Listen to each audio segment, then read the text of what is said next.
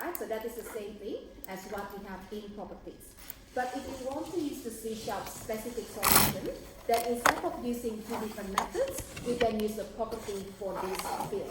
So how do we do that again? You can have a look at this example here. So that is the property in C#. Now, I want you to start looking at the syntax here. So we start with the access modifier first. We want to make it public so it can be accessed from anywhere. And then the data type will be the same as the field. And then the name of the property, usually very similar, and we usually just make it into uppercase, right? And then inside this property, we have two different blocks. We have the get and the set. And the get block is to return the information from the field, and then the set is to assign the value to the field. And that is what we are going to do with our example. Yeah? So you said you usually do like capital P instead of lowercase? Yeah. But earlier you said you do the underscore. So that is for the field name. Okay. Yeah, so the field name usually starts with underscore if that is a private field. Gotcha. Yeah, so that's what we're going to do as well, because we are trying to follow the naming convention. Yeah? Okay, all right, are we ready to modify the code? Mm-hmm. Yep, okay. So let's start by changing the name of your employee fields to start with the underscore. Okay, so we want to make this into private fields, and the naming convention again is to use underscore for the private field.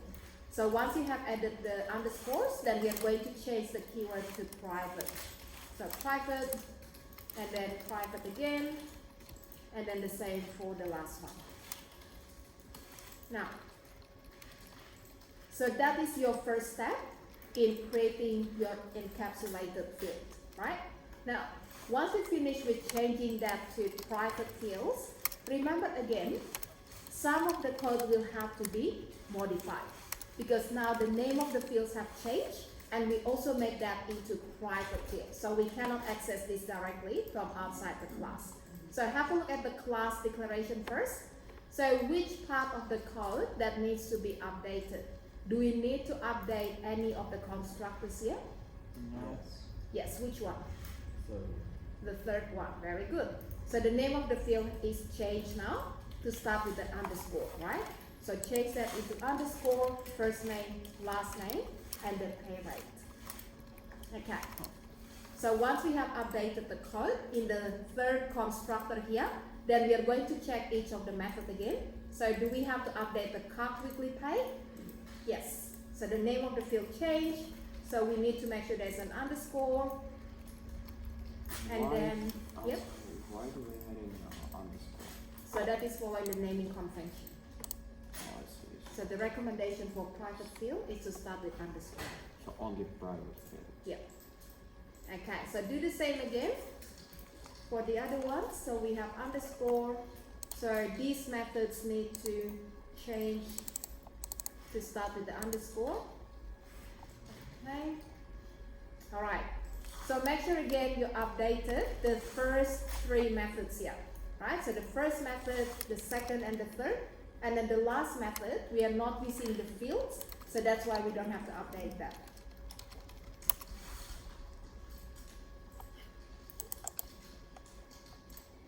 Okay, are we okay with updating the fields here?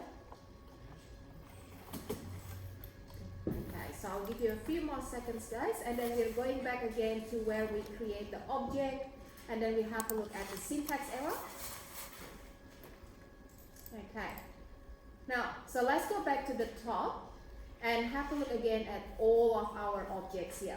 So remember again, we created the three employee objects. We have E1, E2, and E3, and in the previous example, we want to access each of the fields value. So how do we access the field value in the previous example?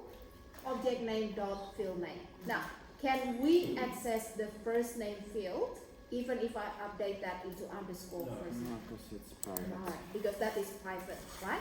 So this is not allowed anymore. So I'll get you to delete that.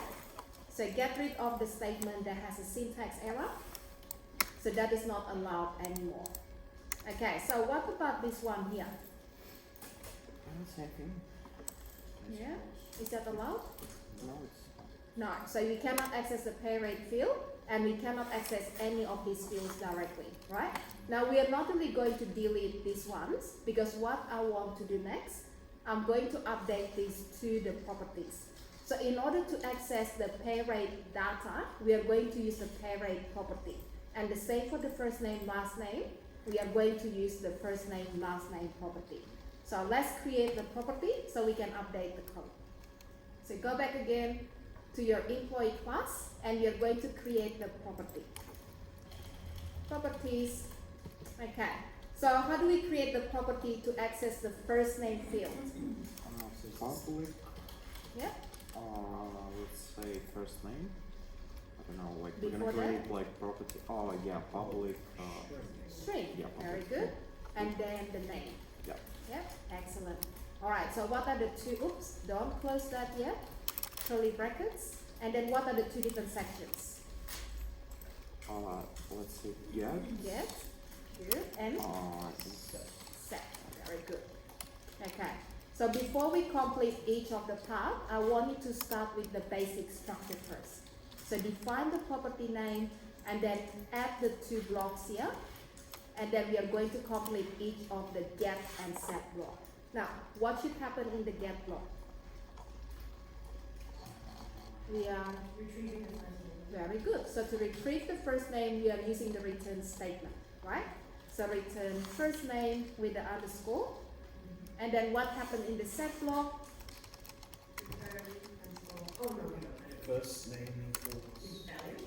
Yeah, very good. So we're stepping the value this time, right? Okay, excellent. Now, so once we finish with the code here, we are going to create the next property. So the name of the next property is very similar and it has the same type as well. So if you want to copy the code, you can, but be really careful with changing the values. Because with the second property here, we need to make sure that we are accessing the right field, right? So a lot of people who copy and paste, they forgot to change the code because there is no syntax error. So this is incorrect logic. Is that right? Yeah. So last name property should access the last name field. So make sure you update the field inside the get and the set block. All right, so that's done. And then one more to create. We are going to create the property for the pay rate. Now, to create the property, you can actually use the short code snippet. So that is Prog, and then press the tab key twice. Tab.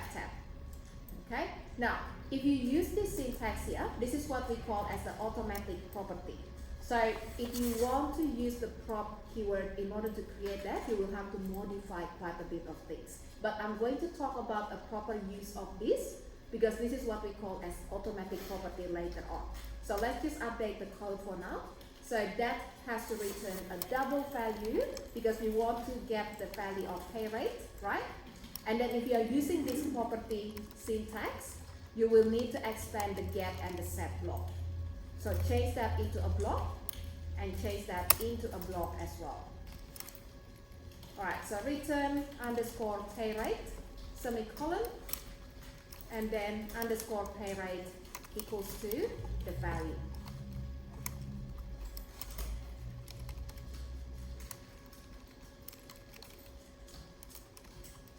Okay.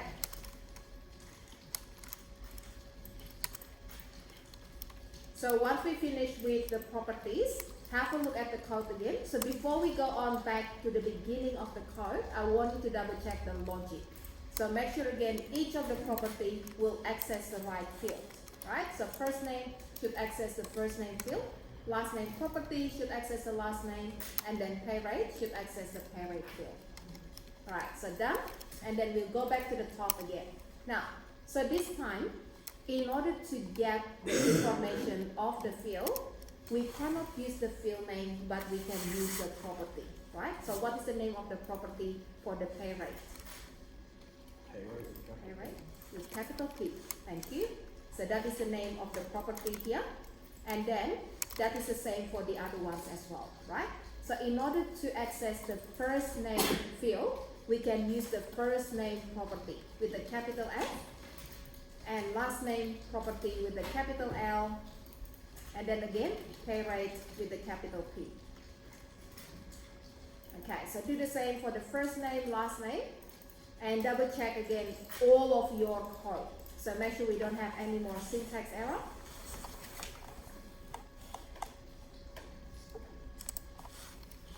Okay, now, so before we start running the code, I want you to build the solution. So double check again all of the syntax.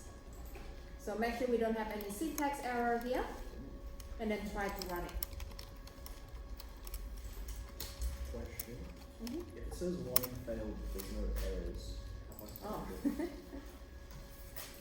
Any message?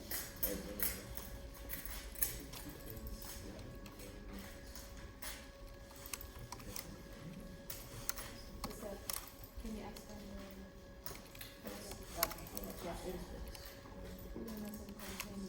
Oh, okay. So, this example is the one from our I course. understand.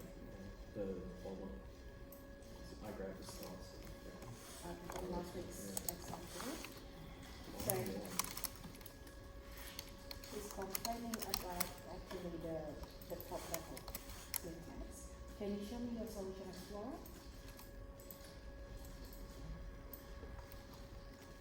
Okay, so you have the two projects there, and then there's only one program CS in each one. So that is the one that you want to run. Yeah, is that the one? Yeah. Okay, okay. Now, so double check all your syntax again. The info syntax. You can click on the minus next to that. So you can see the scope. Yeah. Type the other one. Type the other one. Okay. So anything that is important in the scope.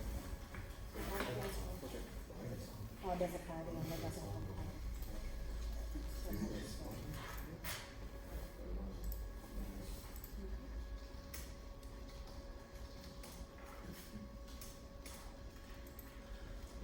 You can check the other one.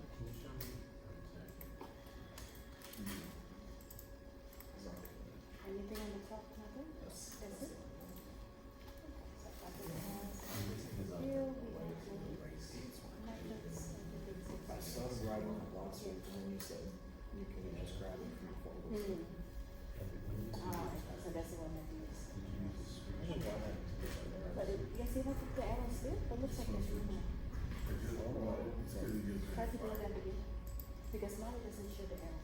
Oh, it still doesn't. Can you double click that? Double click the message. Did I skip it? It's not there.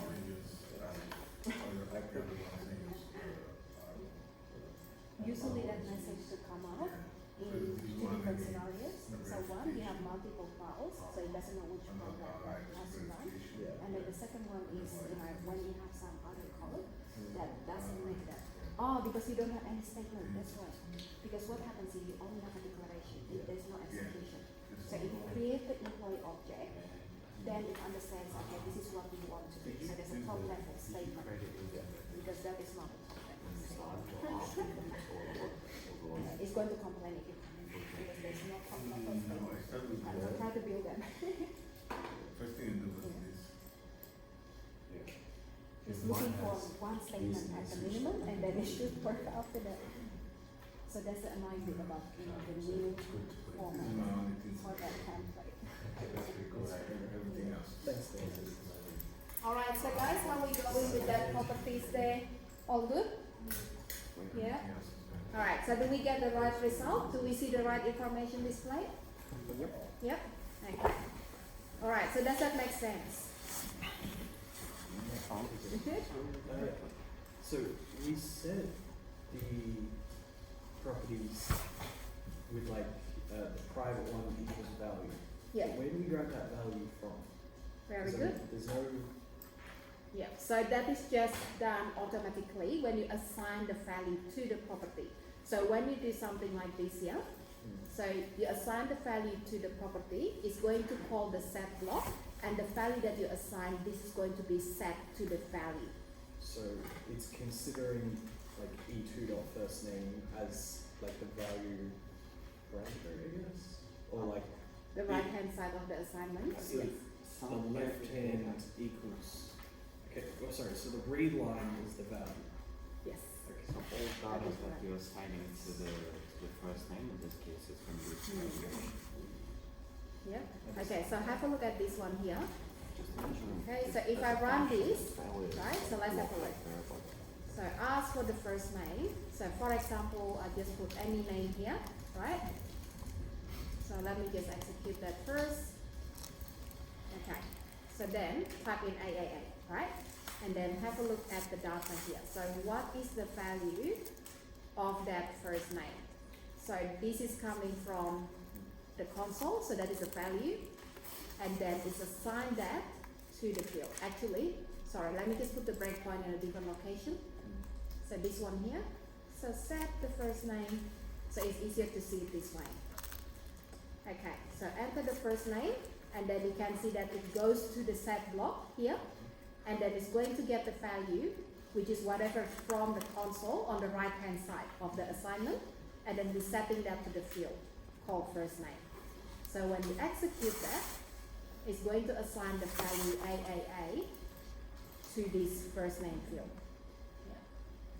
So anything on the right hand side of the assignment, that is going to be stored as a value. So that is just a keyword in C#. You cannot change that into anything else. Yeah. Alright, so guys, if I get you to change our room class, so can we make this into private fields and then create the two properties and then try to update the remaining part of the code on the top. So give it a go. So try to create the private fields and then the properties.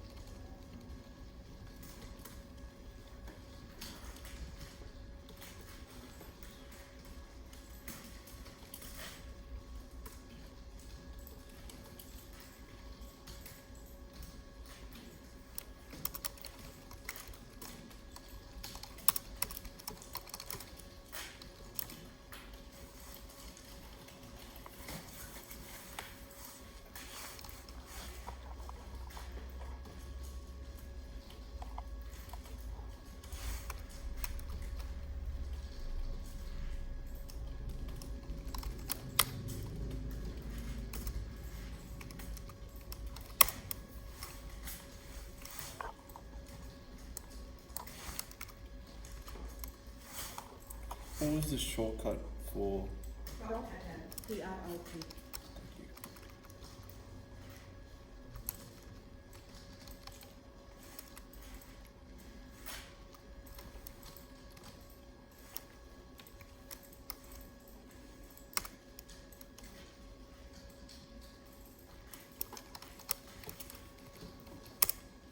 When you build, what does it mean by it says one up to date?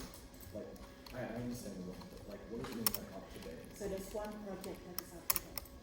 So the number that you see there depends on whether you're compiling a project or you're compiling the whole solution. Right? So if you build the whole solution, then it should say about the two projects. So if you make changes in one of them, then of course it's going to give you different results. Okay. But you can always compile one project at a time. Sorry, what do you see there? It says, One solution up to date. yeah. So the succeeded part is the project that you compile, and then the other one is the project that's up to date. So there's no changes. They're still the same compilation as before. So the total is the number of projects that you have. Alright, are we finished here with the room?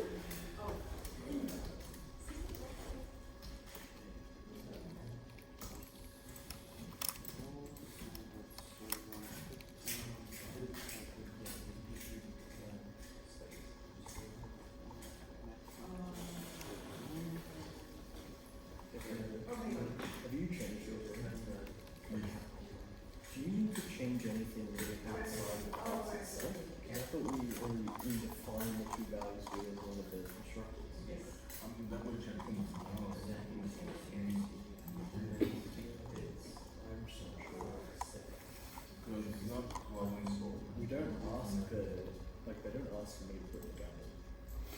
Right? Like, There's nothing wrong in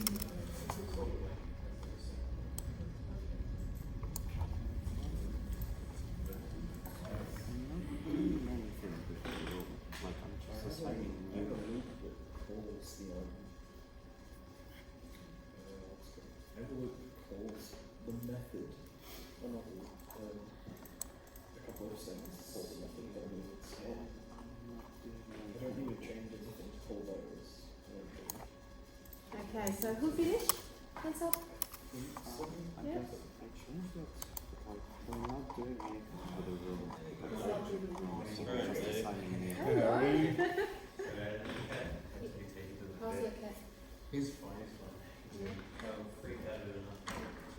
What happened to the Last night he came back with like half his fang missing.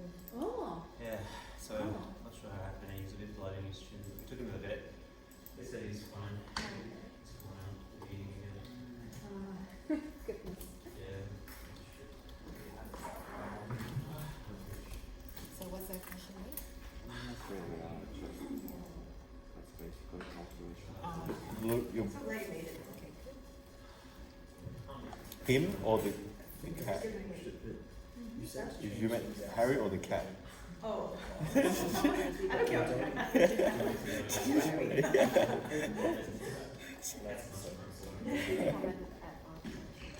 Yeah. Well, even if they're in, they only, like we said, something is.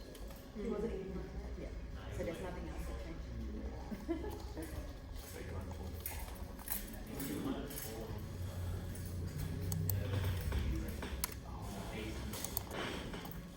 Alright, so let's just change the field into private.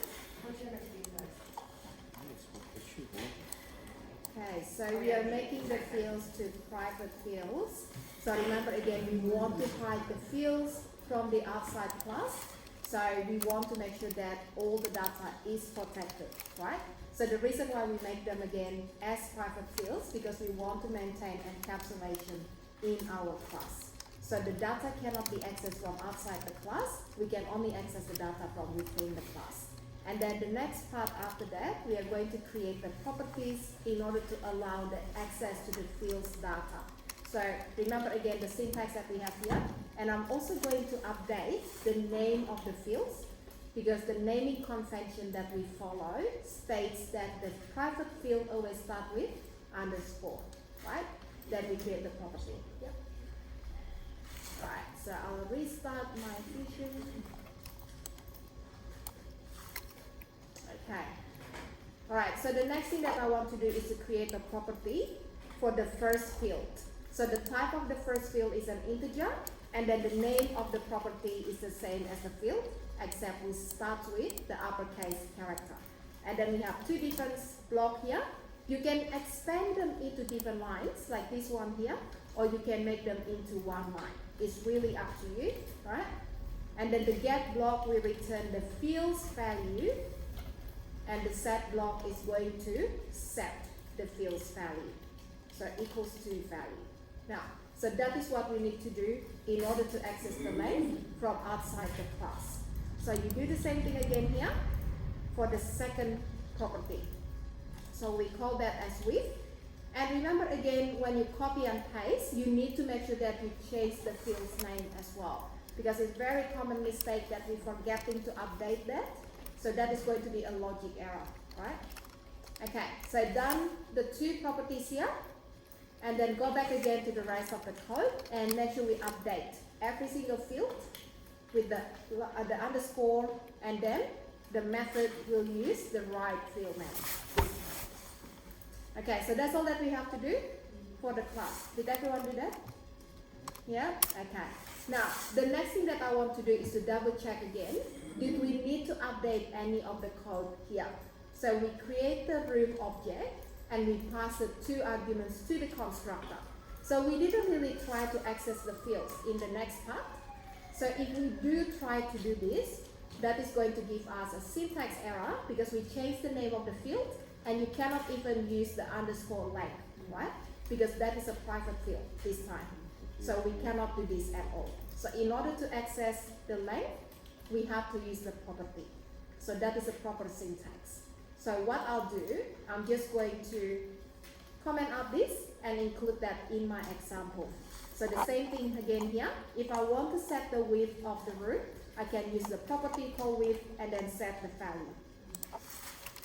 Okay, so that is not required because we're setting the values by passing them to the constructor. So that is redundant. If I keep the two statements here and this constructor, that is going to be redundant, isn't it? All right, so everything else stays the same, so we don't have to update any of this part here. So are we good with that? Yeah? Okay.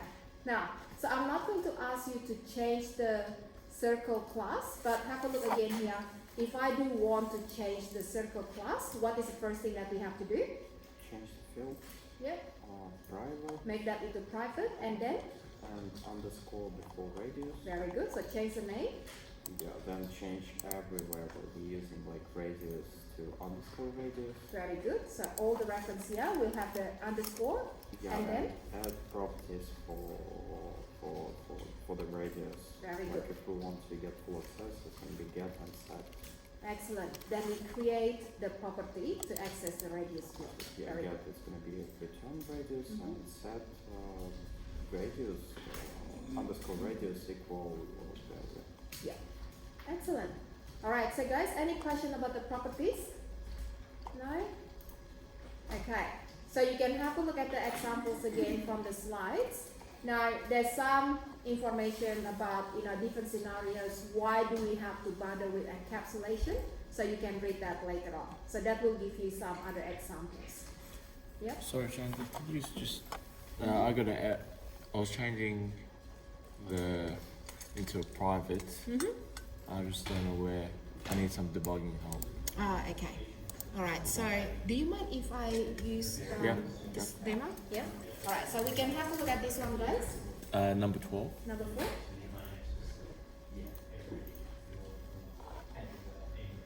Is 40? 12, sorry. 12. Okay, so guys, let's have a look at the syntax issue that we have here. Okay, so if you have a look at the syntax issue, what do you think? Sorry, Ryan, could you make it a bit bigger?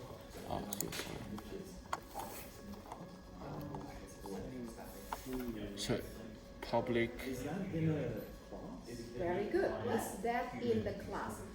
Are the two constructors and the method in the same class? No. Yes. So scroll up for me.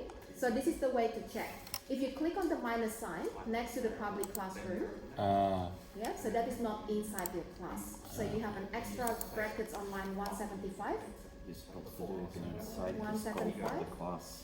It's like Yeah. literally There working we with go. the private stuff that Yeah. only works inside the class. Then you Yes. click the minus sign again next to the public class and try to see if everything is hidden now. At the top. Yep, so scroll up. There we go. Okay. So you can see that everything is within the class now. okay, thank you. Excellent. Was it- Alright, so this is a very common issue, especially when we start adding a lot of members in the class. So what are the members that we have now? Fields, static variables, we have constructors, we have parameters, and we have static methods and instance methods, right? Different type of members in the class. Now, one thing that I always recommend, try to use the minus sign in order to hide each of the block. So it's easier to see the structure. Yeah. So public methods are considered instance or object? If you don't use the static keyword, Yeah. then that is an instance. Does that include private? Private. Yeah. As long as you don't put static. Alright. Looks like Alisa has a question. Wait, so a static object is not an instance. Static is not the same as instance. Okay. So this one here, let me just start my demo again. So static doesn't change, but instance can? Kind of? No. So that is constant. Just So that is another concept. instance method like have access to the like just other or other like other static stuff. Yes. I did not hear Andre. So he was saying that static method can only access static stuff. Yes, But The it's static not- I mean, variables like and static and the fields and methods. Yes. It's just easier to say stuff. Yes. But Okay, so this is a instance method, or you can call that as object method, right? And then the same for this one and the same for this one. But if I add the keyword static here, that makes it into a static method. And of course, I'm going to get syntax errors because what happened here? should not have access basically. We to- don't have access to the fields from the static method. That's right. So that cannot be a static method. So that is an instance method or an object method, right? So this example here, this is a static method.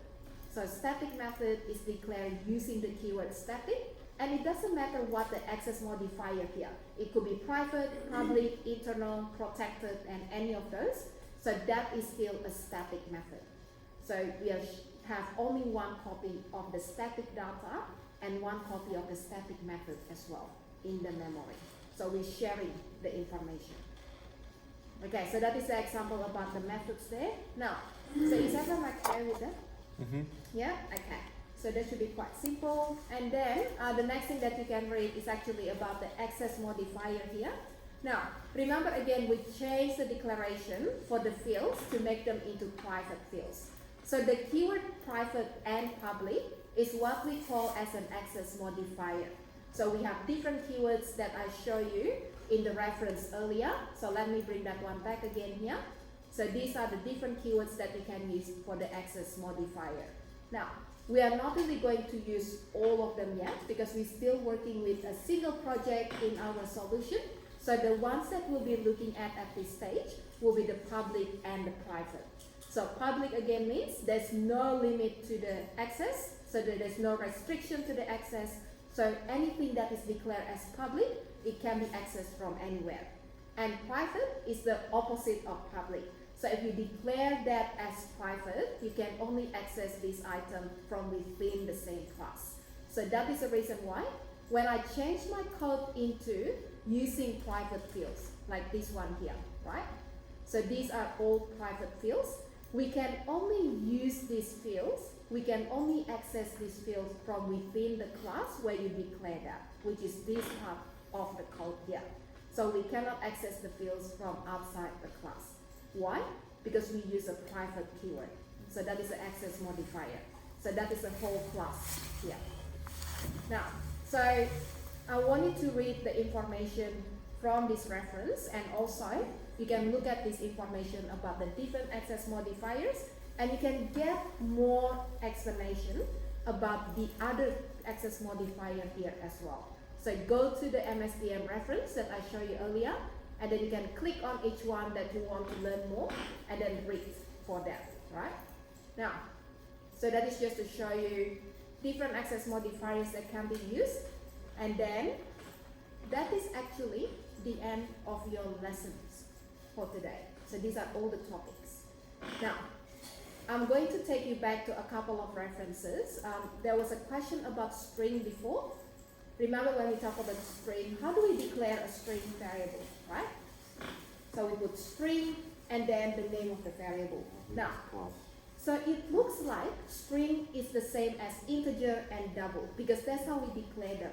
So actually, string is not the same as integer and double. So we have two different main categories of the data type. We have the simple types, which are integer, double, and all the other simple types, but we also have the reference type. So any of the class objects that you use in your example, these are all reference type. So one example, string, array, random. So these are all reference types. These are all classes, right? Now, how do we use the class in our code? Usually to use a class, you create the object of the class first. So how do you create an array? You put the data type, and then the name of the array equals to new. So remember the new keyword is to instantiate the object. So you call the constructor of that type. And that is how we create the array object. And the same for random as well. So random is an object, right? So we have random r equals to new random. And then the same for the next class that we use as well. So all of the classes that we create here, these are all the custom classes. So we create the employee class, we create the room class, we create master code class. So these are all the classes that we create, and they're not predefined in the .NET library. Now, so that is just to show you different types of data and how to create them. So the interesting part about string is actually a class. So it's not the same as integer and double, and there are different ways to instantiate a string object. So the first way to instantiate the string object is basically by assigning a string literal to the string variable. That's the easiest way to create the string object. Just like that. And that is the way that we usually use string. Is that right? So we don't really put equals to new string. But if you want, you can also use the string constructor in order to create the string object. So to create the string, you can either do that or something like this. And the constructor is overloaded. So you have different values that you can pass into the string constructor. So that is to show you again, string is actually an object, but we also have the shortcut for creating a string object. We don't have to use a new keyword, but you can just assign the literal value. So is the string constructor built into C# or is that? Yes, that is built in C#. So let me show you the constructors here. So string constructors, we have all these different ways to create a string. You can pass a single character or an array of characters, and even all the different types that we have here. So these are all built in. Yeah?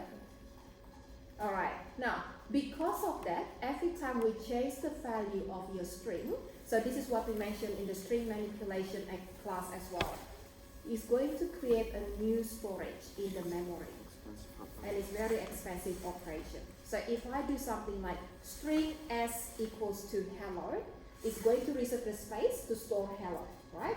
And then if I change s equals to goodbye, then what will happen now, it doesn't replace the hello value in that location, but it creates another location and put the value goodbye in that location. So every time it creates new references. And because that is an object. So it's not the same as integer. If you create integer and then you assign the value 5, and then you update the value of the integer variable to 10, it's basically just updating the value in the same location, right? Because one is a simple type and the other one is a reference type. So when you update the reference type, it's basically updating the reference. So changing the memory location every single time. So, yeah? I'm kind of wondering, you're saying it's like, it's not deleting it, it's just creating a new one. Like, for example, this is like string name, you're saying like Peter, and also you can say string equal whatever name is this. He's deleting previous one. Like he's creating basically a new string with the same ID, with the same name, and like he's referring to this string. He's deleting the previous one, or like it. Very good question. So this is how we visualize that, right? So if I have something like this, string, I'll put it on the right side here. So string s equals to a, and then s equals to b, right? So we assign the value a to s, and then we assign the value b to s. Now, what is the difference between this and int I equals to 1, and then I equals to 5. So what's the difference? With the string, you're creating 2 memory slots. Yes. With int, you're only creating 1 memory slot, and you're replacing what's inside the memory slot. Very good. So the value of I will be 1 originally, and then after that, in the second statement, the value of I in that memory location is going to be updated. So it's changing that into 5. With string, it's just like what Alyssa said before. So S is actually not going to contain the value, but it's going to contain the memory address. So that is pointing to, let's say, this memory address here. So what is the value originally is A. And then when you do this, you're changing the assignment. What will happen then is going to change the reference. So the memory address is going to be updated, so it's pointing to a different location. So every time you change the value of the string variable, it's going to create another location and then reserve it. And he keeps it in the memory, like the first one. Yes. So that is going to be kept until the garbage collector is going to free up all the resources. And So any of the data that doesn't have any reference, that can be removed by the garbage collector. And well, I have a weird question. Can we like get access, like to use the previous memory No. location? No. So once you lose the reference, you don't have access to that anymore.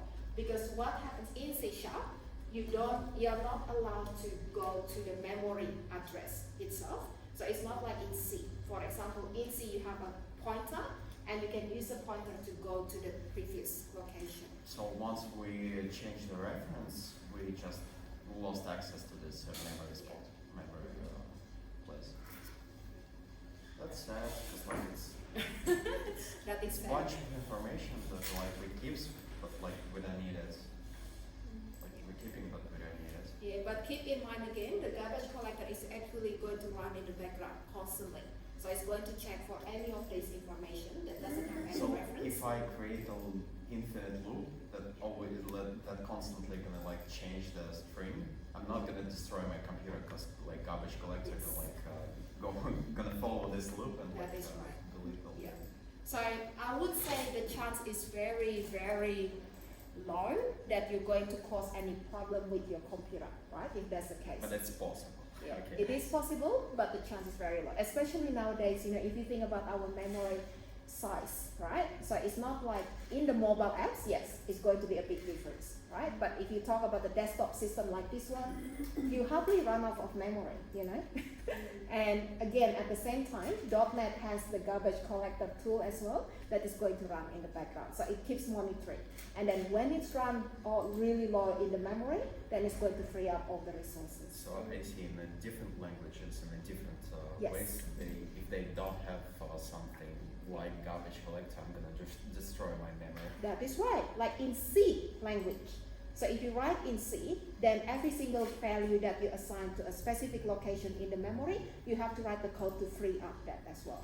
Otherwise, you might end up with all the data and none of them is going to be used and they're all going to be full in the memory. So that is the good thing about .NET framework. So it has a garbage collector.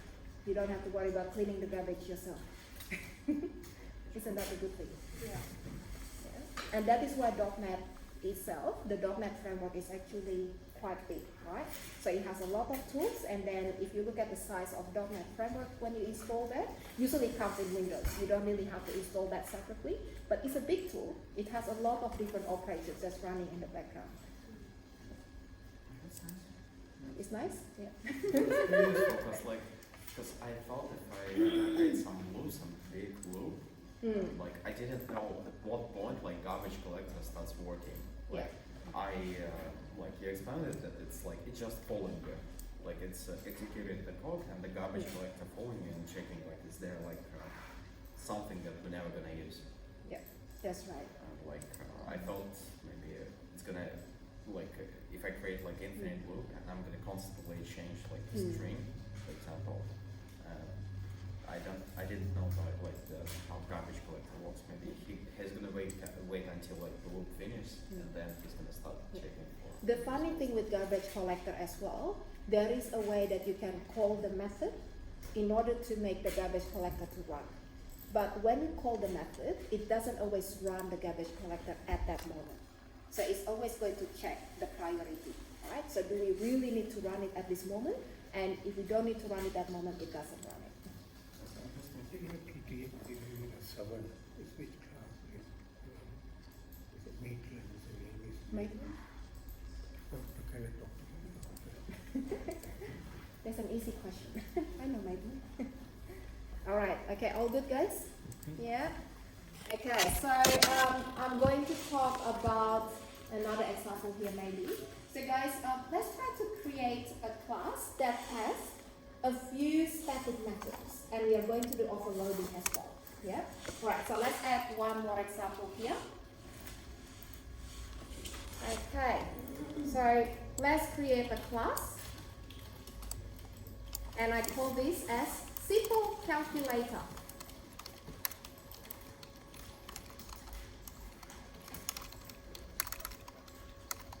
Okay. Fields. Okay, now, so let me explain to you what we want to do with this simple calculator class. I want to be able to find the result of addition using simple calculator. So the minimum number of values that I want to calculate will be 2.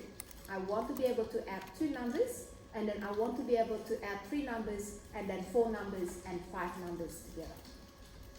So the question is, how do we design this class? Do we need to define any fields, or we don't need to define any fields? And how many methods can we define as well? Oh, that's an interesting thing. I think we can define only, like, let's say, you said we have to have option to, like of addition 2 numbers, 3 numbers, 4 numbers, and 5 numbers. Okay, good. So I'd say 5 methods with like 5, with the difference, how many local variables inside of them. Okay, so we can create 5 methods for adding 2, 3, 4, 5 numbers. Okay, and then what about the fields? Do we need to store data? No, we can return it at the same time. Yeah. Okay. Now, if you think about the design of the class, some people might come up with different design.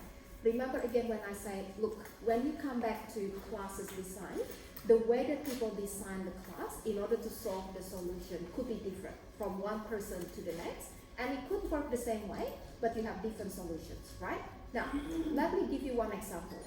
So in one example, we might create 5 fields, because we might create a limit for the number of values that can be added together. So if that is the case, you have field 1, 2, 3, 4, 5, and let's say you're using integer types for this one, right? And then you create 5 methods. So the first method is to add 2 numbers, and then we assign the value to the first 2 fields for that.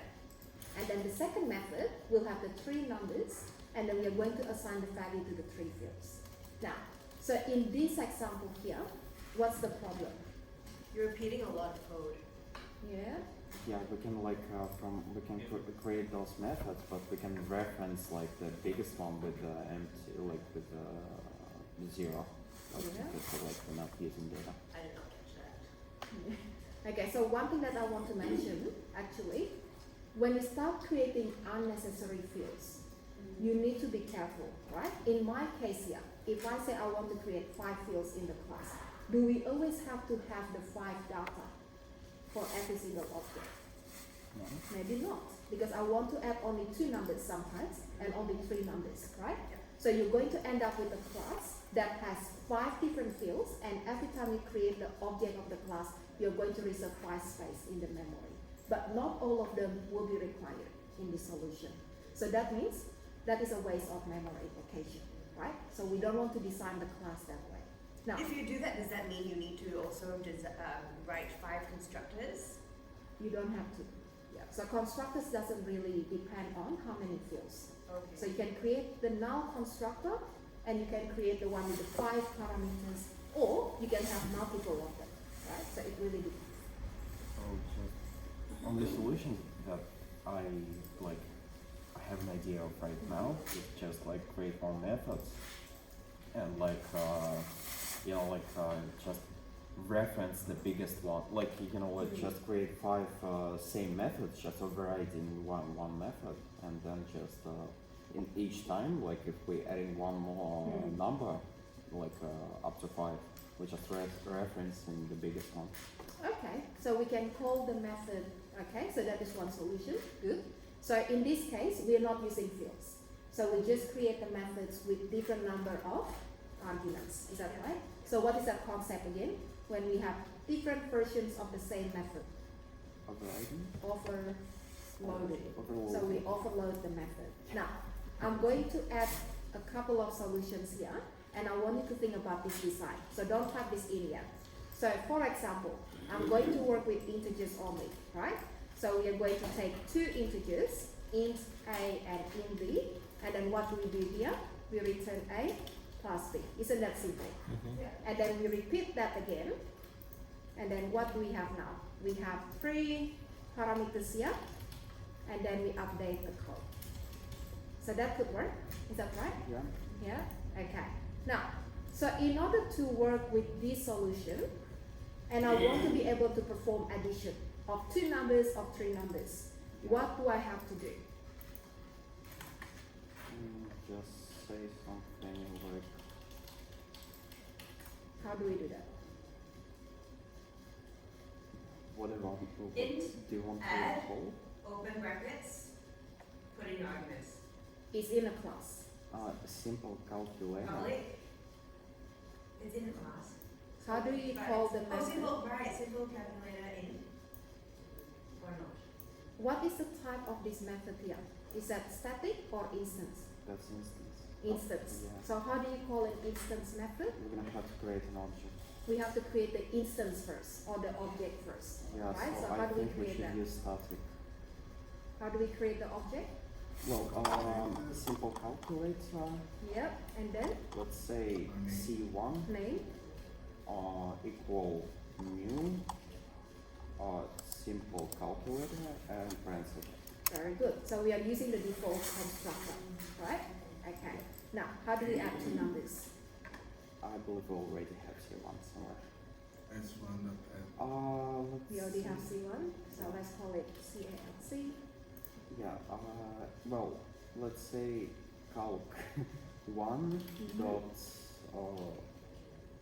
dot add, Yep.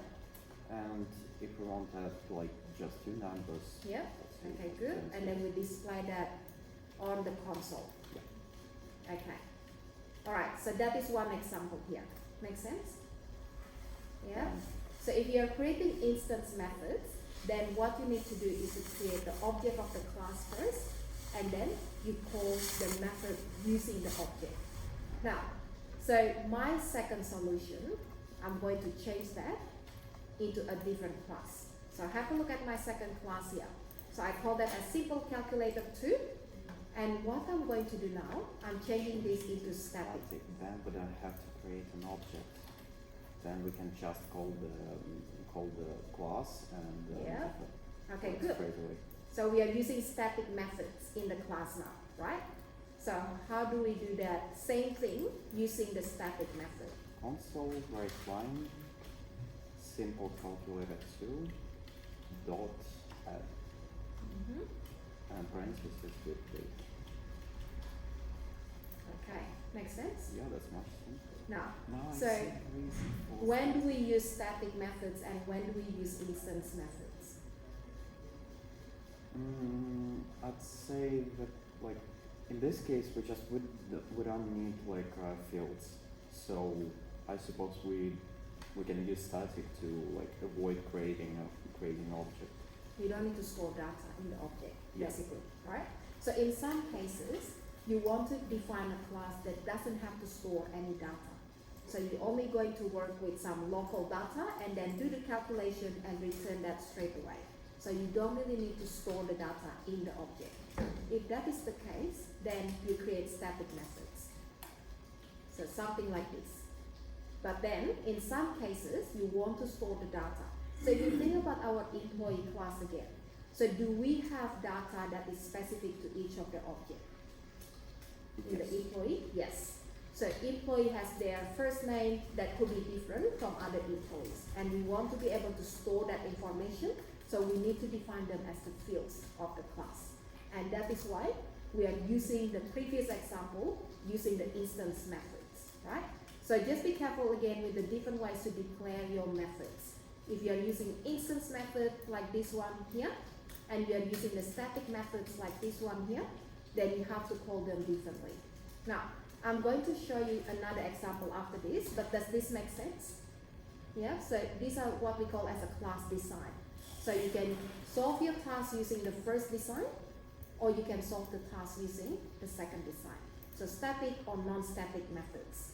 Now, so another thing that I'm going to ask you, remember again, we want to be able to accept 2 or more inputs, right? So what if we want to add 5 numbers and then 10 numbers all together? So what can we do here? I'd say we can create one more method with all 5 numbers. Yeah. So what if I want to be able to accept 10 numbers? Or 100 numbers for Or that. 100? Oh damn it! Right. That's a good point. Very good. So what is the type of the data that accepts that? I didn't hear that. I'm not sure what The type of data that accepts. Multiple input. Alright. Array, very good. So we can pass an array, and then this array can have any number of length, right? So it could be 5 elements in the array, 10 elements in the array, and then we just use a loop, just like what Harry said, in order to do the calculation. Now, so what I'm going to show you is another option. So this is going to be in your reference as well. So in C#, we also have the params keyword that you can use in order to define your method parameter. Now, what is the purpose of this params parameter?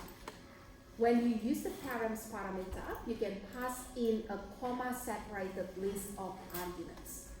So this example, I'll show you very quickly here.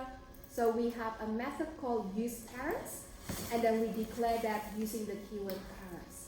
And then have to look at the data type.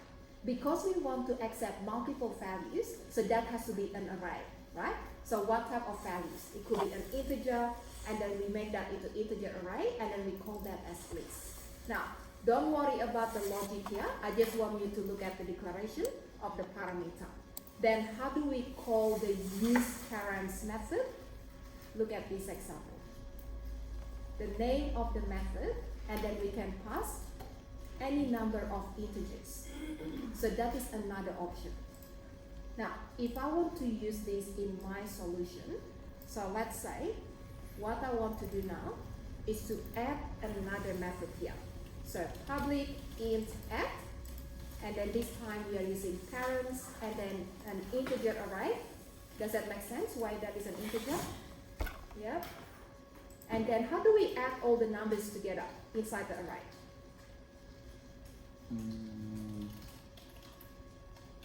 Array of sum. Oh yeah, So just array dot sum. Yeah, sure.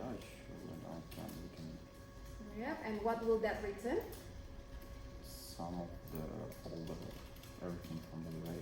Okay, so we can simplify that. Just make that into one statement.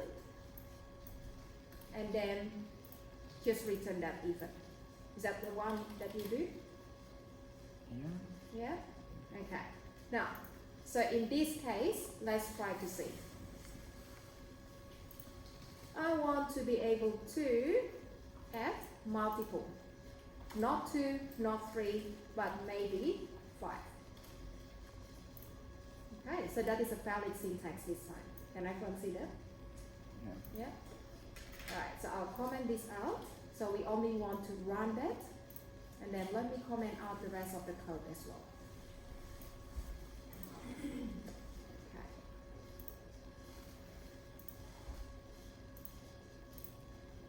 Alright, so let's have a look at the output of this one only. So simple calculator, we're passing the 5 values. So these are the 5 values, is that correct? Yep. Yep, okay, good. Alright, so that is just to show you the different ways to define the parameters. Now, so can everyone see the example here? Make sense? Yeah. Alright, so in this case, if you don't want to perform overloading, you can also remove the other methods here. So that is going to accept 1 or more numbers, right? Okay, so I'll keep the example to show you overloading anyway. So with overloading, we need to make sure the parameter list is different from the other ones here.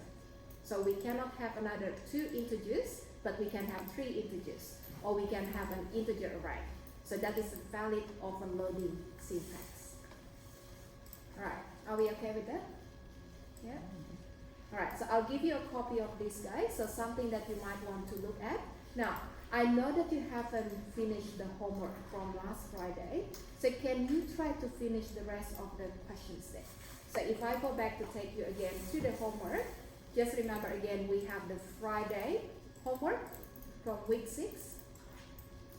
Okay, and have a look at all of these questions.